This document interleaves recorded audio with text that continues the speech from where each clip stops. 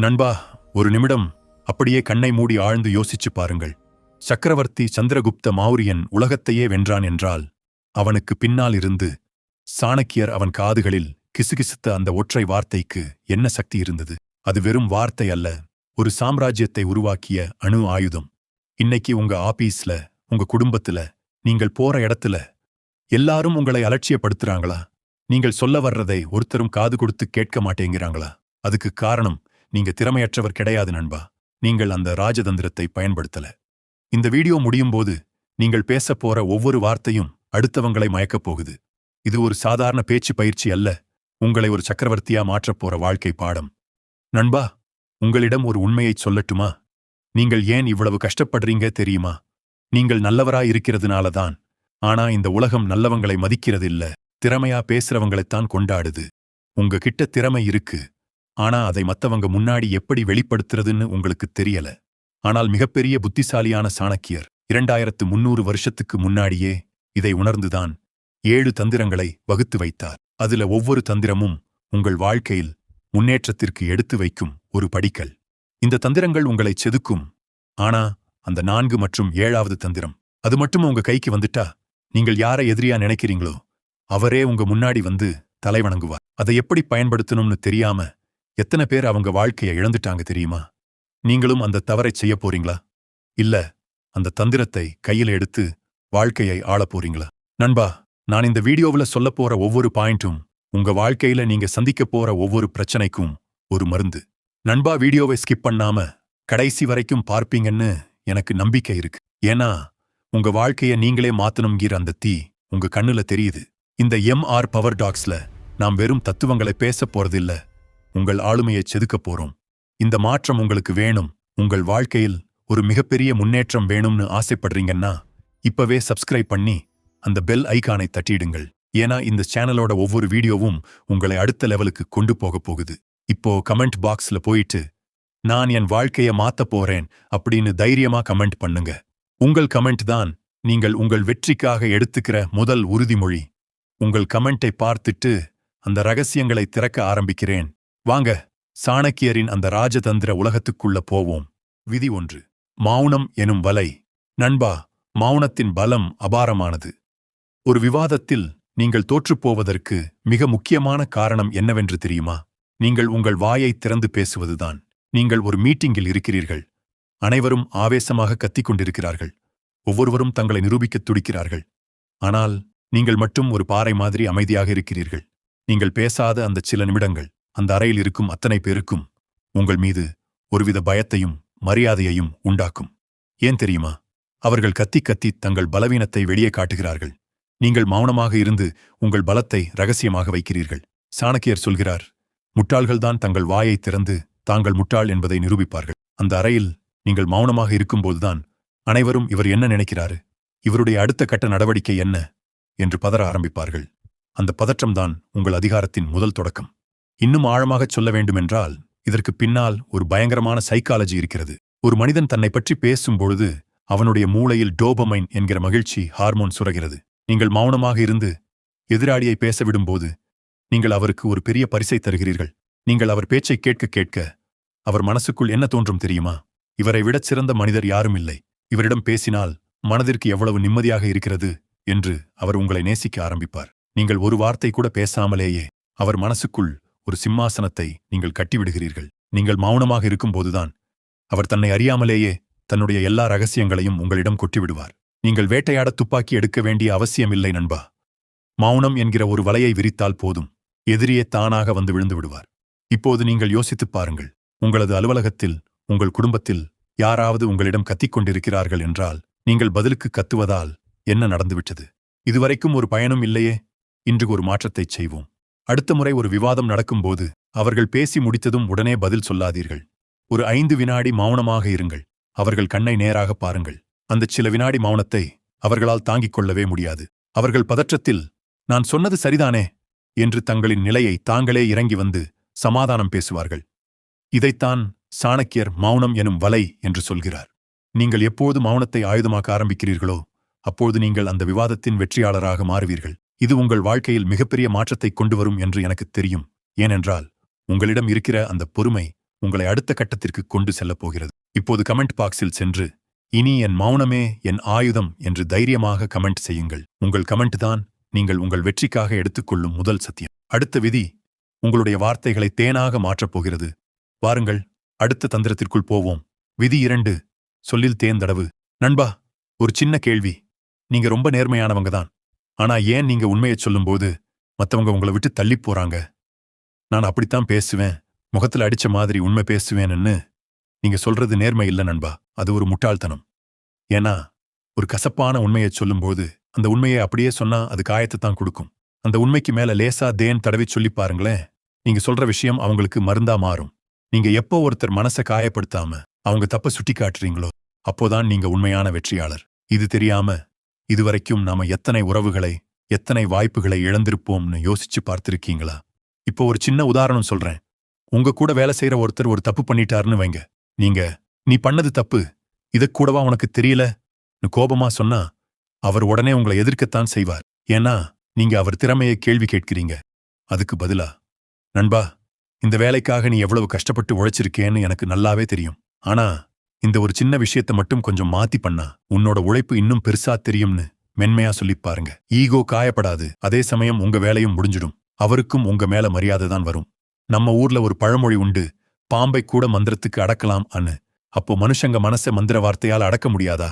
சிறப்பு, அற்புதம், உன்னால முடியும். இந்த சின்ன சின்ன வார்த்தைகளை நீங்க சேர்க்கும்போது எதிராளியோட மனக்கதவு உங்களுக்காக தானாவே திறந்துக்கும். நண்பா, இந்த தேன் தடவிய பேச்சை நீங்க கையில எடுத்தா உங்க வாழ்க்கையே தலைகீழா மாறும். உங்களை வெறுக்கிறவங்க கூட உங்களை நேசிக்க ஆரம்பிப்பாங்க. இதை ஒரு தந்திரமா பார்க்காதீங்க, இது ஒரு கலை. இந்த கலையை நீங்க கத்துக்கிட்டா நீங்க எந்த இடத்துக்கு போனாலும் அங்க நீங்க தான் ராஜாவா இருப்பீங்க.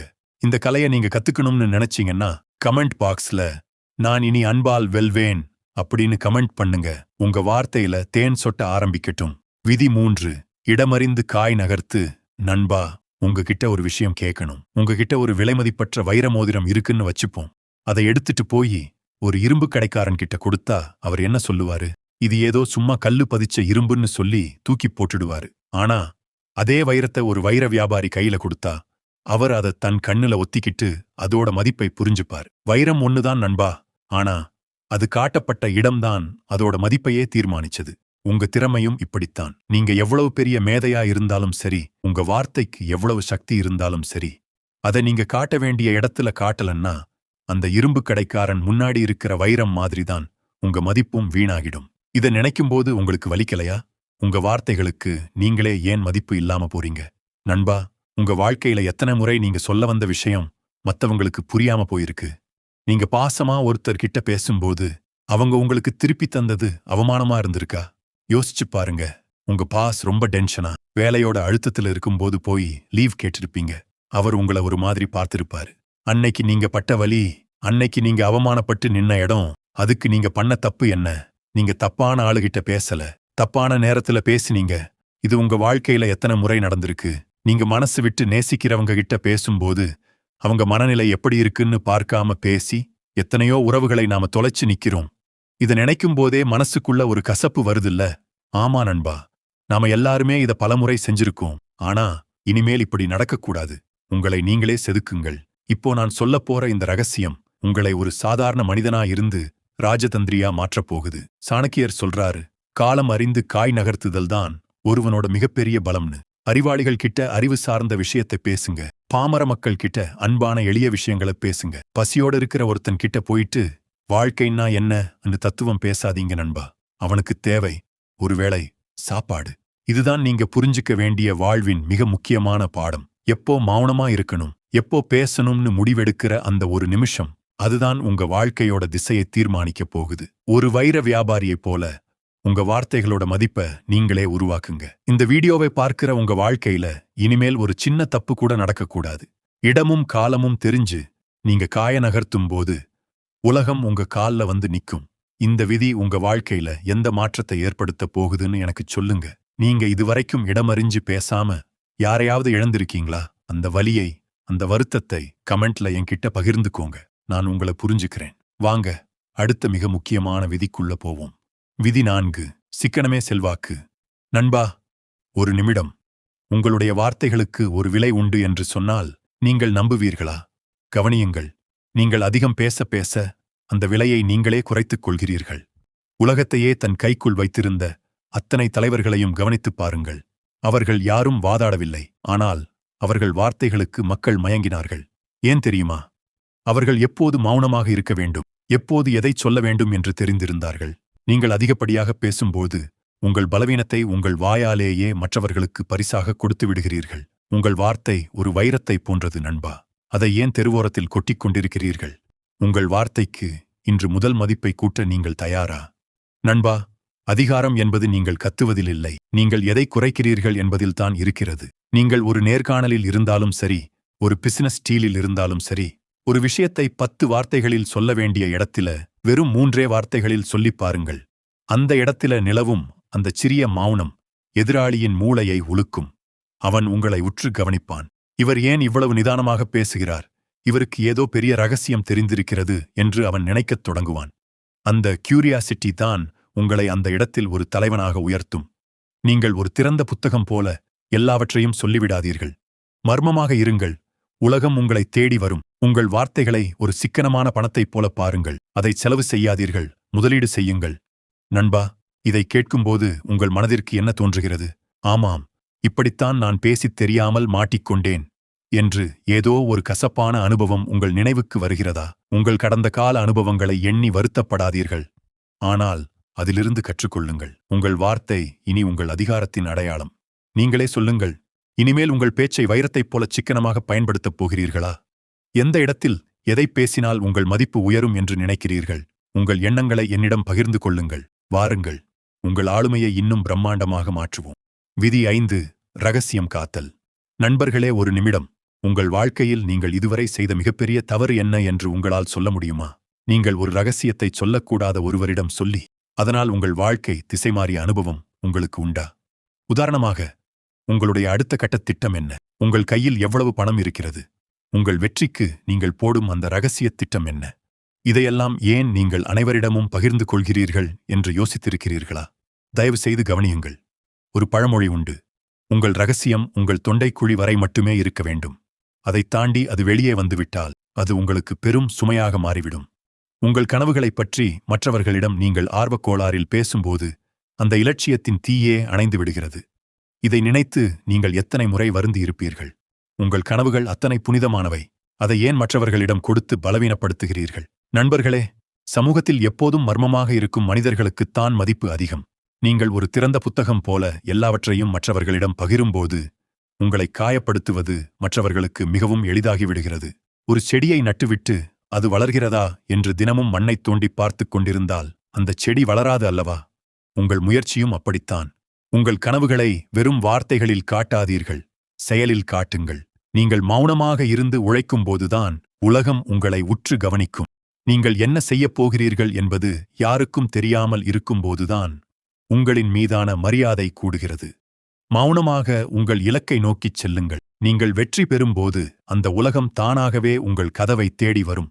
நண்பர்களே, இதைச் சொல்லும்போது உங்கள் மனதிற்கு ஏதோ ஒரு பழைய கசப்பான அனுபவம் நினைவுக்கு வருகிறதா? நாம் இவ்வளவு காலம் செய்த தவறு இதுதானா என்று உங்களுக்கு தோன்றுகிறதா? வருந்தாதீர்கள். இது உங்கள் புதிய பயணத்தின் தொடக்கம் மட்டுமே. இனிமேல் உங்கள் கனவுகளை ரகசியமாக வைத்திருங்கள். உங்கள் உழைப்பை மௌனமாகச் செய்யுங்கள். நீங்கள் இனிமேல் உங்கள் ரகசியங்களை பாதுகாக்கப் போகிறீர்கள் என்று நான் நம்புகிறேன். உங்கள் இலக்கு என்னவென்று இங்கே கூறத் தேவையில்லை. ஆனால் இனி என் இலக்கு ரகசியம் என்று மட்டும் கமெண்டில் பதிவிடுங்கள். இந்தச் சிறிய கமெண்ட் நீங்கள் உங்கள் இலக்கை நோக்கி எடுத்து வைக்கும் ஒரு மரியாதையான முதல் அடியாகும். விதி 6. உடல் மொழி. ஒரு அறைக்குள் நீங்கள் நுழையும் போது நீங்கள் வாயை திறந்து பேசுவதற்கு முன்பே உங்கள் ஆளுமை அங்கே பேசத் தொடங்குகிறது என்று சொன்னால் நம்புவீர்களா? உண்மையைச் சொல்லுங்கள். நீங்கள் மற்றவர்களுடன் பேசும்போது நீங்கள் நிமிர்ந்து நின்று பேசுகிறீர்களா? அல்லது உங்கள் தோள்கள் கூன் விழுந்து ஏதோ ஒரு பயத்தில் இருப்பது போல் இருக்கிறதா? நீங்கள் எவ்வளவு பெரிய அறிவாளியாக இருந்தாலும் உங்கள் உடல் மொழி கம்பீரமாக இல்லை என்றால் நீங்கள் சொல்லும் விஷயங்களுக்கு அந்த இடத்தில் மதிப்பு கிடைப்பதில்லை. உங்களைச் சுற்றியிருப்பவர்கள் உங்கள் அறிவை மதிப்பீடு செய்வதற்கு முன்பே உங்களை அவர்கள் பார்க்கும் அந்த முதல் நொடியிலேயே உங்கள் மதிப்பீட்டை அவர்கள் முடிவு செய்து விடுகிறார்கள். நீங்கள் ஒரு சக்கரவர்த்தியைப் போலத் தெரிகிறீர்களா? அல்லது ஒரு பயந்த மனிதனைப் போலத் தெரிகிறீர்களா?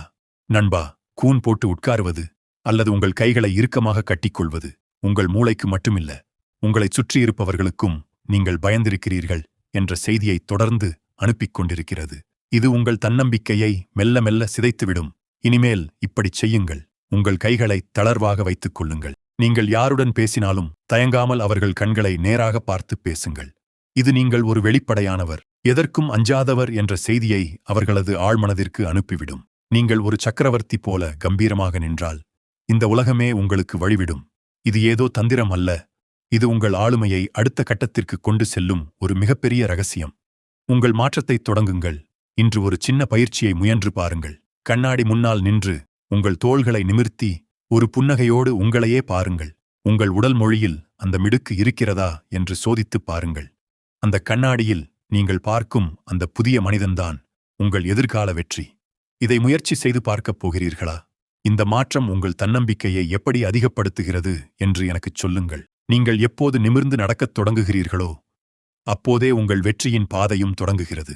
உங்களின் இந்த புதிய கம்பீரத்தைப் பற்றி கமெண்டில் என்னிடம் பகிர்ந்து கொள்ளுங்கள். நான் வாசிக்கக் காத்திருக்கிறேன். வாருங்கள், அனைவரையும் மிரள வைக்கும் கடைசி மிக முக்கியமான விதிக்குச் செல்வோம். விதி 7. கேள்வியால் மடக்கு. நண்பா, ஒரு நிமிஷம். உங்க வாழ்க்கையில எத்தனை முறை யாரோ ஒருத்தர் மத்தவங்க முன்னாடி உங்களை கேள்வி கேட்டு மடக்க முயற்சி செஞ்சிருக்கிறாங்க? அந்த நொடியில உங்களுக்கு என்ன தோணுச்சு? எப்படி பதில் சொல்றதுன்னு தெரியாம அவமானத்துல தலை குனிஞ்சு நின்ன அந்த வலி ஞாபகம் இருக்கா? அந்த கேள்விகள் உங்களை மடக்கிறதுக்காக இல்லை நண்பா, உங்க தன்னம்பிக்கையை தகர்க்கிறதுக்காக வீசப்பட்ட ஆயுதங்கள். ஏன் இப்படி பேசுறீங்க? இது கூட தெரியாதா ன்னு மத்தவங்க கேட்கும்போது நீங்க பதில் சொல்லி கட்டுப்பட்டு நின்னீங்க பாருங்க. அன்னைக்குத்தான் உங்க ராஜதந்திரம் தோத்துப் போச்சு. அந்த அவமானத்திலிருந்து நீங்க மீண்டு வரணும்னு ஆசைப்படுறீங்களா? இனிமேல் மத்தவங்க கேள்வியால உங்களை மடக்கும்போது நீங்க அவங்கள எப்படி சுக்குநூறாக உடைக்கப் போறீங்கன்னு தெரிஞ்சுக்க தயாரா இருக்கீங்களா? இந்த வீடியோல நீங்க கத்துக்க போற அந்த ஒரு டெக்னிக் உங்களை யாராலும் அசைக்க முடியாத சக்தியா மாத்தப் போகுது. சாணக்கியர் கற்றுக் கொடுத்த அந்த அதிரடியான ரகசியம் இதுதான். எதிராளி உங்களை நோக்கி தரம் தாழ்ந்த கேள்விகளை வீசும்போது நீங்க பதறாம மிக நிதானமா அந்த பந்தை திருப்பி அவங்க பக்கமே வீசுங்க.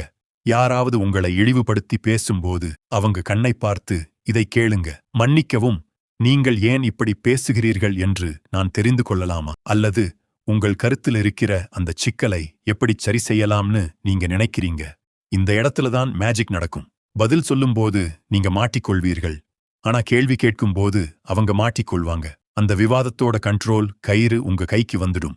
எதிராளியை பேச விடுங்க நண்பா, ஆனா அந்த உரையாடலின் திசையை தீர்மானிக்கிறது நீங்களாதான் இருக்கணும். இதுதான் ராஜதந்திரம், இதுதான் கம்பீரம். நண்பா, இந்த விதி வெறும் வார்த்தை இல்ல, இது உங்க வாழ்க்கையை மாத்தப் போற ஆயுதம். இனிமேல் நீங்க தோத்துப் போறதுக்கு இடமே இல்லை. இப்போ சொல்லுங்க, இந்த விதி உங்க வாழ்க்கையை எப்படி மாத்தப் போகுதுன்னு நினைக்கிறீங்க? உங்கள் இலக்கு என்னன்னு இங்கே சொல்லத் தேவையில்லை. ஆனா நான் ஒரு ராஜதந்திரி என்று மட்டும் கமெண்டில் பதிவிடுங்கள். உங்கள் கமெண்ட் தான் நீங்க இனிமேல் யாரை கண்டும் அஞ்ச மாட்டீங்கிற சத்திய பிரமாணம். நீங்க ஜெயிக்கிறதுக்காகத்தான் நான் இந்த வீடியோவை கொண்டு வந்திருக்கிறேன் நண்பா. நண்பர்களே, இந்த 7 விதிகளும் வெறும் தந்திரங்கள் அல்ல. இவை உங்கள் வாழ்க்கையின் திசையை மாற்றக்கூடிய ஒரு புதிய கலை. இன்னும் ஒரு முக்கியமான விஷயம், இந்த விதிகள் அனைத்தையும் ஒரே நாளில் உங்களால் மாற்றிவிட முடியாது. ஆனால் இன்று நீங்க கேட்ட இந்த விஷயங்கள் உங்கள் ஆழ்மனதில் ஒரு விதையை விதைத்திருக்கும். நாளை நீங்கள் ஒருத்தரை சந்திக்கும் போது தயவு செய்து இந்த 7 விதிகளையும் ஒருமுறை நினைவு கூறுங்கள். மௌனம் உங்கள் பலமாக இருக்கட்டும். வார்த்தை உங்கள் தேனாக மாறட்டும். நேரம் உங்கள் ஆயுதமாக இருக்கட்டும். நீங்கள் ஒரு ராஜதந்திரியாக உருவெடுக்கும் அந்த பயணம் இன்றே இப்போதே தொடங்குகிறது. இந்த பயணம் உங்க வாழ்க்கையில் ஒரு சின்ன மாற்றத்தையாவது ஏற்படுத்தியிருந்தால் அதுவே எனக்கு கிடைத்த மிகப்பெரிய வெற்றி. உங்கள் நண்பர்களுக்கும் இந்த வீடியோ பயன்படும் என்று நினைத்தால் அவர்களுடனும் இதை பகிர்ந்து கொள்ளுங்கள். இந்த சேனல் உங்களுடையது. தொடர்ந்து இணைந்திருங்கள். உங்கள் ஒவ்வொருவருடைய முன்னேற்றமும் என் வெற்றி. சப்ஸ்கிரைப் செய்து இந்த MR பவர் டாக்ஸ் குடும்பத்தில் ஒரு அங்கமாக இணைந்து கொள்ளுங்கள். மீண்டும் ஒரு அற்புதமான வீடியோவில் சந்திப்போம். அதுவரை மௌனமும் அறிவும் உங்கள் துணையாக இருக்கும்.